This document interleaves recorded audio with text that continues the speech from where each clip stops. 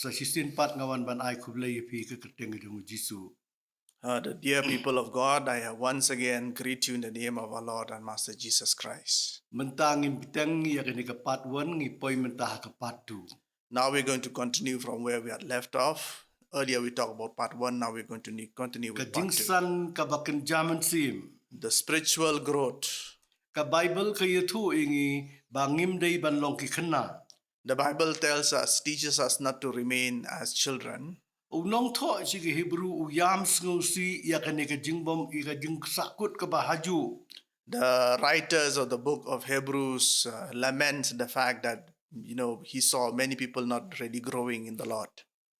Unong to si ke Hebrew ukwa ingi omtang mangin susan rei ban poisha ke jingsan ke bapura.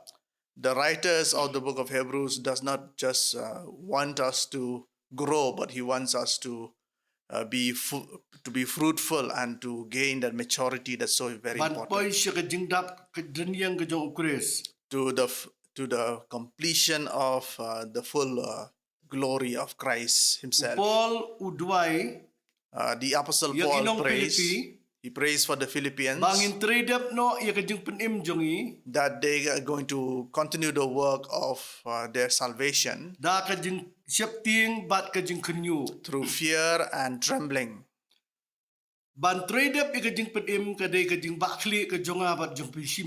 complete the task of salvation is our own responsibility and our own prerogative. Yes, God has given us salvation. Yes, he has given us salvation, but it is also upon us to complete this growth of salvation. We have to grow individually. We need to eat food that nourishes our soul, which is the word of God. We pray to God. We fast before the Lord. We throw away all our sins. Anything that is sinful and evil, we throw away. Anything which the word of God tells us to discard, we should do so.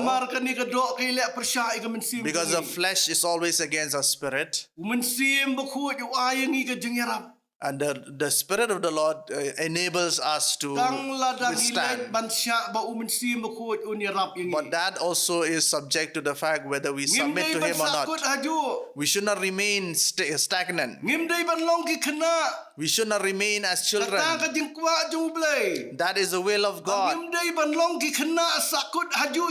That we do not remain in our infancy, but that we grow as teachers. We that become evangelists, but that we do not remain as children forever. We have to complete the work of salvation with fear and much trembling. Every moment of our life we have to complete this task given by the Lord, and we take the responsibility upon ourselves. And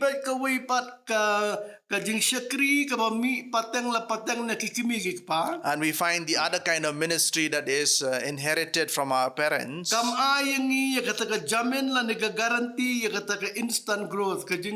The faith that is inherited does not really give us the growth that is very important, which is instantaneous growth. When Paul wrote to Timothy in the first epistle, in chapter 3 verses 6 and 7,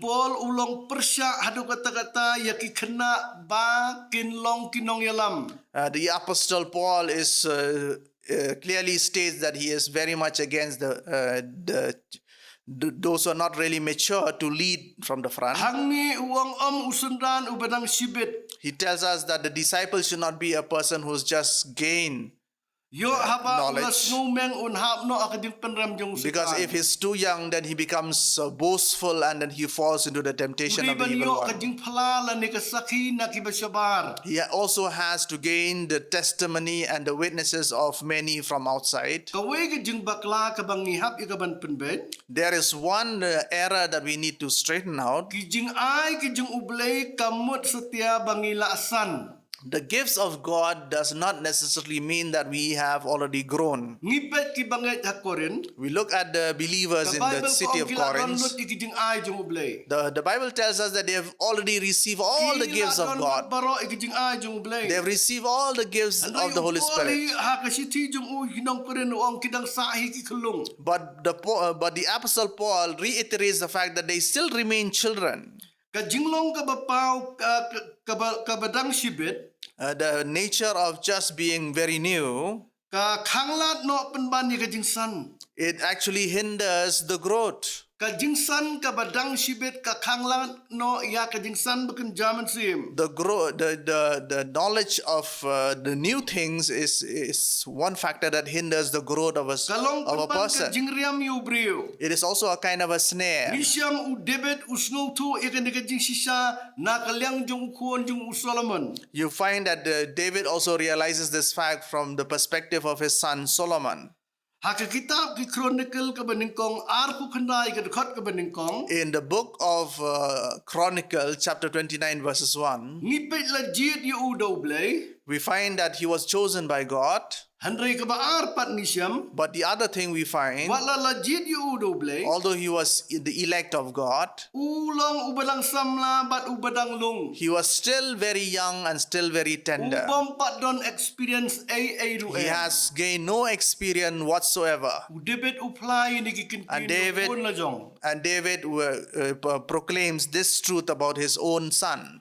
Ki syakri ublay ki haban pikir bha ya ka jingsan jong ki bangai. You know the people of God, the leaders of the Lord, they have to be very careful when it comes to this matter. Ki haban le kalong da ka ba ki haban duwai na ka benta ka jingsan jong ki. The first thing they need to do is they have to pray for their own spiritual growth. Da ka ba duwai ba kinangsan na ka jing im jong ki. They should ask for the Lord's guidance so that He fills them with His Spirit so that they grow and continue to grow in Him. In the epistle to the Corinthians, second epistle, chapter 13, verses 9, the Apostle Paul says, we pray for your perfection. In the books to the Thessalonians, he says,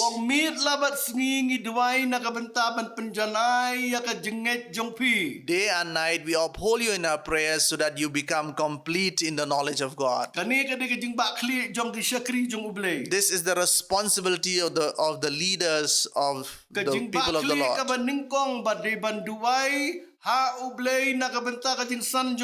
The first responsibility is to pray to God for their own growth. And we also find the three kinds of prayers that has been propagated by the apostles. Pertaining to the growth of believers. In the book to the Ephesians chapter 3, you can read them at home. You will be strengthened in Him and the power of His Holy Spirit. When you say strengthen you, it means strengthen the person, the man that is within you, so that you'll be filled to the glory of God, the fullness of God Himself. The people of God have to pray in this manner, that God will be filled up in their life. In the epistle to the Philippians chapter 1, it tells us that we need to discern anything that is not of order, so that we are able to distinguish that which comes into our life, so that we become pure. Those that are filled with the fruits of righteousness through Christ Jesus. And in the epistle to the Colossians chapter 1, the Apostle Paul prays for the Colossians. He prays so much for the believers in Colossians. We are no longer weary of praying over you Baan pendap ya pi ka jing tip chapang ka mon So that- ada ka jing start. so that you be filled with the knowledge that which is good, Ka jing syampang bat ka bakan jaman sim. the wisdom which is of a spiritual nature, Ba pen so ada ka jing le ba bha baro bat ba pinang roy ha ka jing tip yo ble. so that you bear fruit in all good things and that you bear fruit also in the knowledge of God in Kani His kalau ka jing fullness. tray ka baning kong jong ki syakri jong ble. This is the work of the people of Ban God, duway na ka benta ki bangay. the servants of the Lord praying over their Kabaar believers. kalong bakin tray sitam na ka benta ka jing san ka jong ki pa. The second part is to pray over their own growth. Ha ka siti si kinong korin ka baning kong lai ka lenong. In the book of Corinthians chapter 2, Long hang ni bau Apollos u ay it says here that Apollos waters the plant. Aga siti si kinong episode sa lenong. In the book of Ephesians chapter 4, Hatway bat khatar. verses 11 and 12, Paul hang ni ungay ya ka jing tray jong kini ki fightful ministry. the Apostle Paul here emphasizes on the fivefold ministry of the Apostle, church. ki prophet, ki evangelist, ki pastors bat kinong hikay. The pastors, the evangelists, the prophets, and so on. Paul upen kut ang ni na makajing tray jong ki kalong nakabentapan penjanay ya kirukoy. Because he states in the end, he says their working is towards the perfection of the work of God. Nipet ya ka siti kolosai sa khatar. And if you look at the book of Colossians chapter 4, Weu syakri jong ublay bekerteng ipa pras. you'll find that there is one servant of the Lord, Epaphras. He works ardently for the Lord and he prayed over the believers then. According to Paul, he says, so that you become perfect, one who has been strengthened in the will of God. And the Apostle Paul to the letters to the Colossians, chapter 1, in verses 28 and 29, he says such. First he says here we preach, then we exhort the man, then we teach the man, and finally the ultimate purpose is to make the man stand in all perfection before the Lord of Jesus. This is the mission and the goal of the Apostle Paul. We find that Paul and his team, they have really poured out their life for the life of the believers.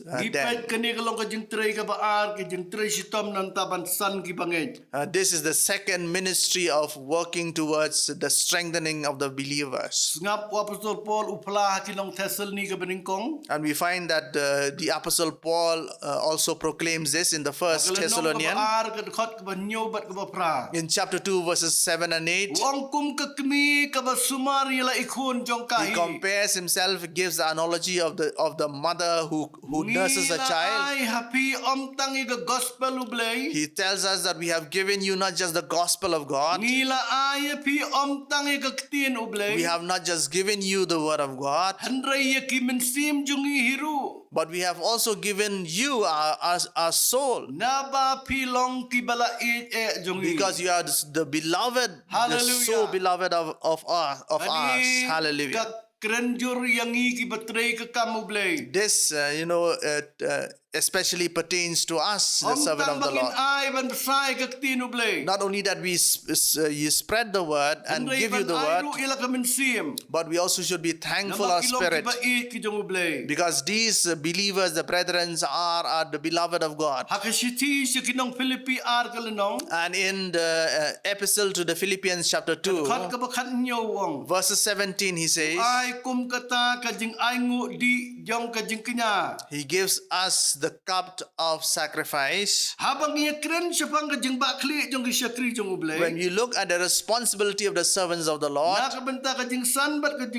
for the growth and the growth of the faith and the growth of the believers. Ngim day pat ban klet ya kata ka kam ka balong nong rim ka badi ban le da kikimi kikpa. But we should not also discard or overlook the fact that the family plays a very important role there. Kenau kadi kalong ka badan kam hadu kata. This aspect is so very important. Ha ka kitab Genesis kat prak lenong kat ka bakat kendai. In the book according to Genesis chapter 18, Mynsiem u Abraham u haban hukum mikikun bat ka long ying long sam jung u. Abraham in verses 19 has to exhort his family and his children. Blay ula ai ka jing ba kli yu u ba un pet ya kikun bat ba un snang ya kikun ka ying ka sam jung u. God has given the mantle of responsibility to Abraham, to his family, to exhort and to teach them,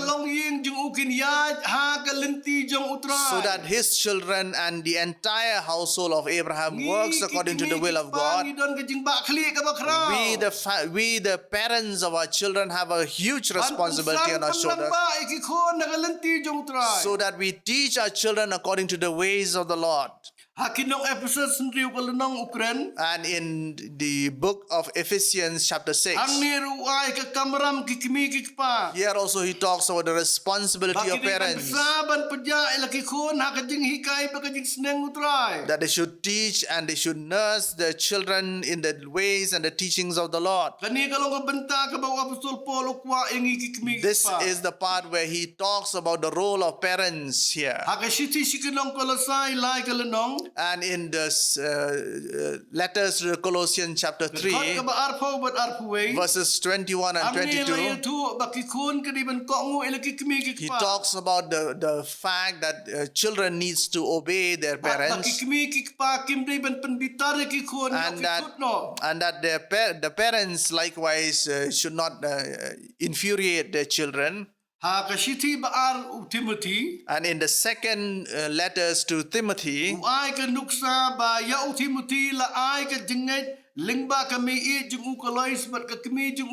he gives us the example of how Timothy was fed spiritually by his grandmother Lois and his mother.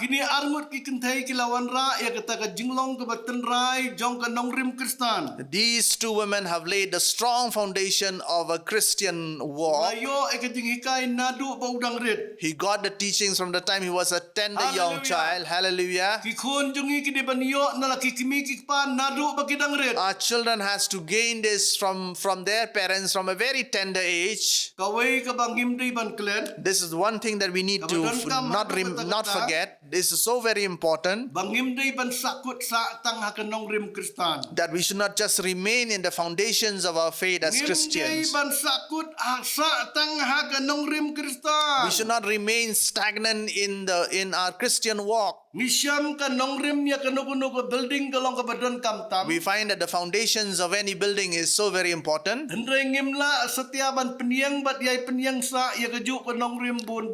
But we cannot continue to build foundations upon foundations over and over again.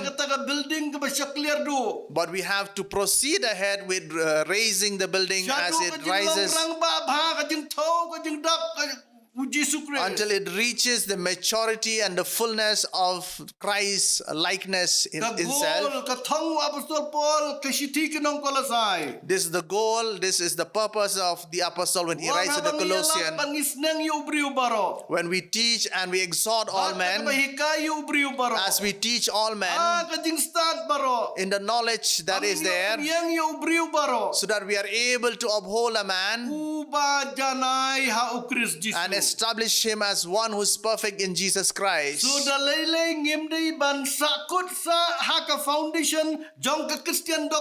Thereby we should not remain in the foundational stage of the Christian doctrine. The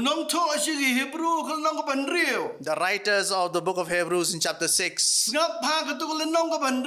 listen very carefully to Hebrews 6, 1-2 verses.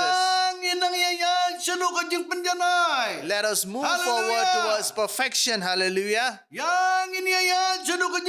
Let us walk towards perfection, he says. And let us listen to what he says. let us not also not forget the foundations. Kabalingkong kanong rim jong kajing kalaba mo wat klet. First is the foundation of repentance, which we cannot afford to forget. The other is the foundation of our belief in the Lord. And the third is the foundation of the teachings how to baptize. And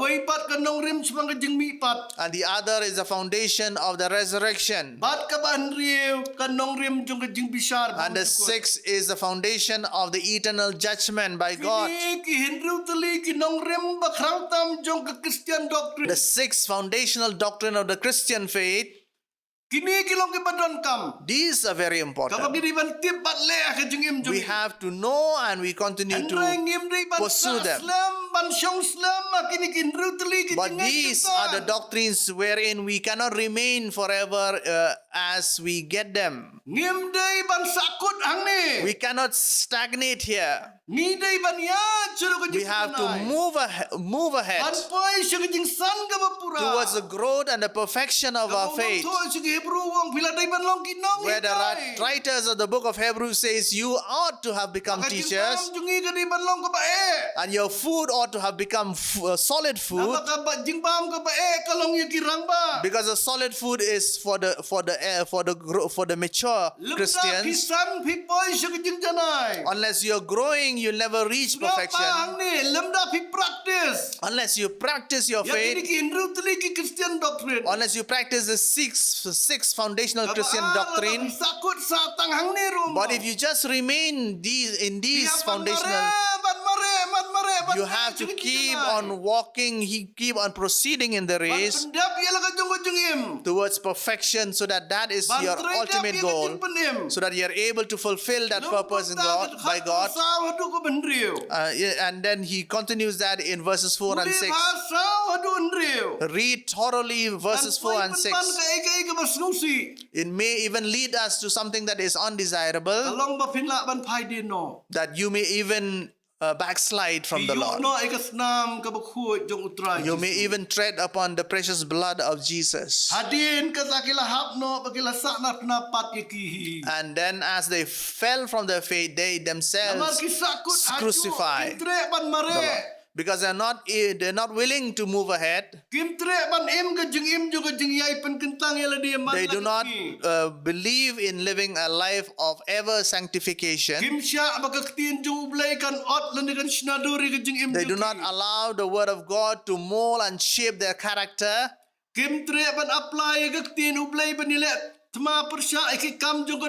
They do not also want to apply the word of God as they fight in the battle that rages in their mind and in their hearts. They do not want to cling on to the nature and the character of Christ himself. They take their life very lightly. They procrastinate things that they need to do. And then later on you find that they become slack in their faith. And they fell from their faith. And in the end, Peter says that these backsliders, those who remain in their doctrines alone, those who do not fight the good fight. And this is what he writes in his second epistle. And as they flee from their filthy life, and as they receive Christ and they turn away from their sins, they came to know more of God.